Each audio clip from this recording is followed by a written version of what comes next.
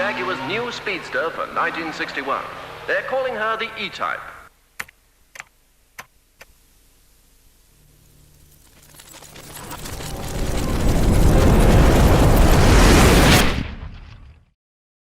Ceasefire in the Falklands. The Argentine junta says the fighting stopped until tomorrow afternoon. The invasion of the Falkland Islands and South Georgia by Argentina was a major episode in the protracted disputes over the territory's sovereignty. Over 8,000 miles away near Birmingham in the United Kingdom, Stephen Barratt was struggling with a very different kind of issue. He owned a pre-loved Jaguar E-Type, but as Jaguar had stopped making many essential parts for his beloved car, he made the decision to buy another E-Type from a scrapyard and use it as a donor car. With no immediate plan for the spare parts, Stephen decided to sell them in the small ads, a quirky pastime marketing exercise long before the advent of the internet, eBay and social media. To his surprise, the phone rang, and then it never stopped ringing. As the family home gradually became a sea of metal, with the kitchen table routinely cleared of car parts to serve supper, they finally made the decision to give up their day jobs as school teachers and focus on supplying spare parts.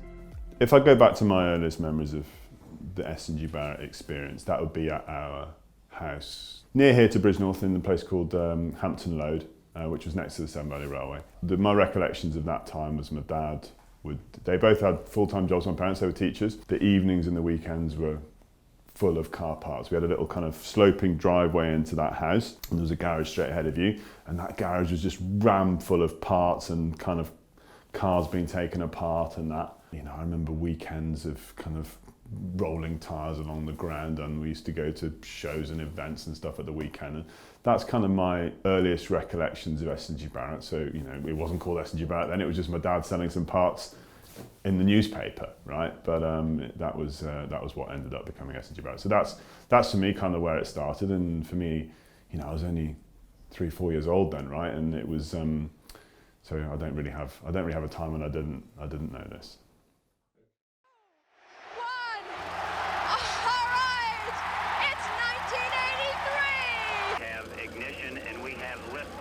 In 1983, when the world looked on as the Space Shuttle Challenger deployed satellites into space before returning safely to Earth, Stephen and Hazel Barratt bought their first commercial premises, the old workhouse in Trisel near Wolverhampton. Within a year, they were specialising in supplying parts for two classic cars, the Triumph Stag and the Jaguar E-Type. Although many of these parts were still sourced, SNG Barratt began the process of acquiring old tooling equipment and started manufacturing parts that were no longer available. By 1985, SNG Barratt had 3 full-time employees, including Tony Lee. Hi, yeah, my name's Tony Lee. I'm branch manager of SNG Barratt USA, SNG Barratt Group. I joined SNG Barratt way back in 1986, fresh out of school. I did all sorts of jobs at SNG Barratt. My very first job actually was an entire truck body full of air filters.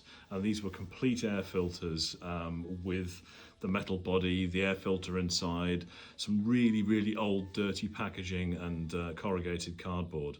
And the metal pieces were scrap, but Stephen wanted the air filters out of there. So I think I did, in the first couple of days, about 2,000 of those. When I first started this job in 1986, if you told me that we would still be going 40 years later doing parts for E-Types, I probably wouldn't have believed you. Times change, but people don't. You know, people still love that car. It doesn't matter whether you're 100 years old or whether you're 10 years old.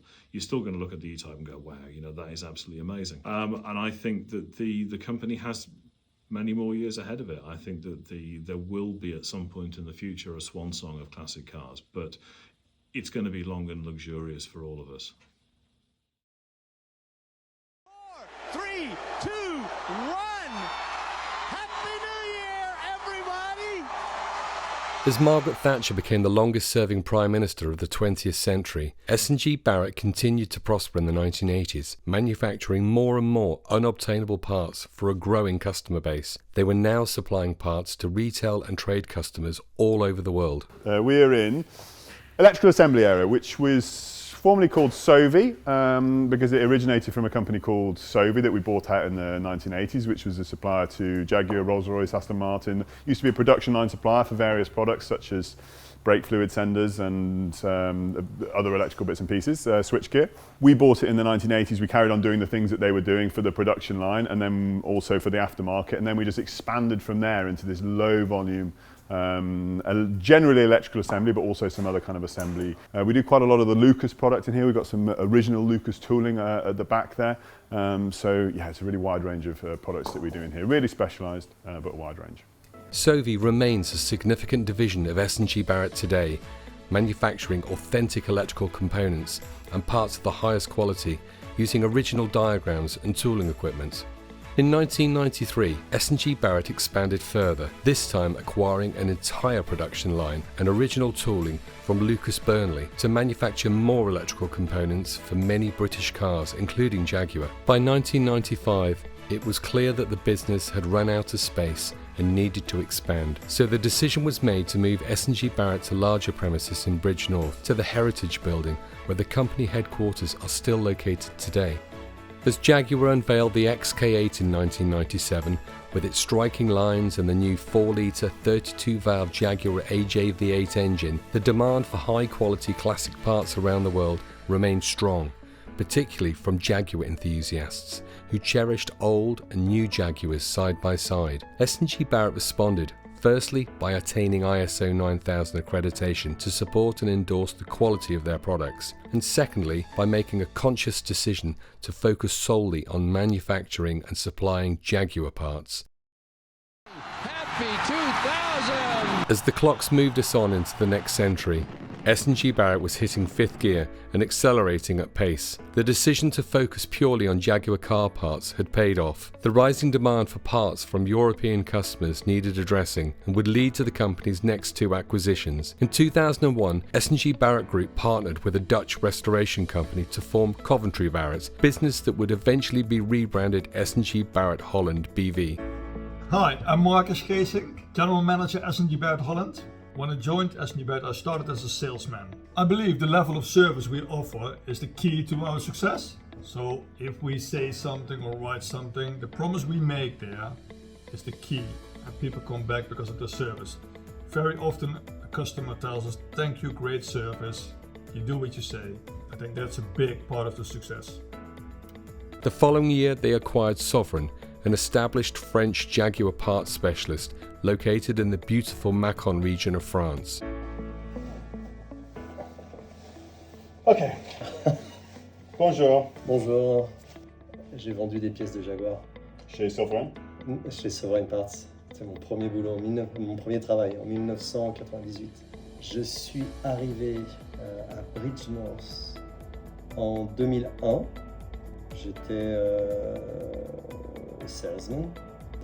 J'étais salesman et je devais m'occuper de la France après 40 ans pour le service, le niveau de service. SNG Barratt had now established a strong European presence and a powerful distribution hub for Europe and beyond. Even Arthur C. Clarke, when he penned 2001 A Space Odyssey, could not have foreseen the strategic importance of these two new European locations in a post-Brexit United Kingdom some 20 years later. Genius or luck, these additional locations have proved invaluable to SNG Barratt Group. Over the coming years, Stephen and Hazel would eventually step aside to allow their son, Julian Barratt, to take the helm. With fresh impetus, the company would once again move forward as the process of developing classic parts would start to incorporate new technologies. Creating a handful of high-quality parts in small quantities, both efficiently and economically, has always been the challenge. But with the advent of computer-aided design and 3D printing, the design and build of many classic parts could now be improved. I'm Charlie Ralph. I'm the Design and Development Manager here at SNG Barratt. I basically make the old parts that go onto the cars new. So we re-engineer old parts to bring them up to speed with modern technologies and modern materials. The favourite part I've made to date would be the headlamp rims on an E-Type. So it would be these that come around the lights there. They were quite difficult to fit on the car, and the production team couldn't get them right going back and forth with their brass pieces. So we scanned the car, we printed them off in sections, glued them together, tried them on the car, fitted them, and then did a couple of kind of versions of that. But it was quite a big part. It kind of filled and it was quite difficult to print with all the supports and things and to get it right, so that's quite cool. And then we've done, it's not like a big show part, it's just a little kind of knob that goes on the choke knob. That was quite satisfying to do because the way that we printed it and the way that we polished it and painted it, it replicated an original part. You'd never know the difference if you held the two together. So it's only this big, but I think it makes quite a big impact. In terms of its future use, there's metal. You know, metal is probably the next stage for us as a company to start looking at something like that. But generally, it's just going to get faster, more efficient. The technology generally is going to get better, and it's just going to make these units a lot more desirable. Classic Jaguars were originally built to a budget. With affordability in mind, many parts were only designed for the short term. No one could ever have imagined how people would be driving and celebrating these feats of engineering over 60 years later, with fully restored cars being adored at car shows the world over. SNG Barratt was no longer satisfied with simply supplying classic parts. They wanted to improve them, and improve the experience of driving classic cars on modern roads. With the availability of modern materials and new engineering techniques, SNG Barratt would start to produce uprated parts for classic Jaguars that looked authentic but performed better than the original. These parts would all be road tested in one of the company's classic Jaguar cars. Some ideas would work, others would fail, but the pursuit of excellence would never deter the design and development team from trying again until the perfect parts had been created. Uprated parts have since been developed for cooling, steering, suspension, and almost every other aspect of comfort, safety, and performance. First, we will remove all remaining domestic restrictions in law. From this Thursday, 24th of February, we will end the legal requirement to self-isolate following a positive test. SNG Barratt Group is still located at the Heritage Building in Bridgnorth, with locations in France, the Netherlands and the USA. In addition, the company acquired Holden Vintage and Classic in Bromyard, Herefordshire in October 2021. SNG Barratt Group is the official manufacturer and supplier of authentic red box Lucas Classic and authentic yellow box Girling Classic parts, two of the most established brands in motoring history and leading parts suppliers to Jaguar since the cars first hit the road. As SNG Barratt moves forward over the next 40 years, we will continue to listen to our customers and create parts that improve the experience of driving classic cars. We already know there is nothing better than sitting behind the wheel of a classic Jaguar on the open road. It's now our responsibility to protect the rich heritage of these cars and pass this incredible experience of classic car ownership onto the generations to come.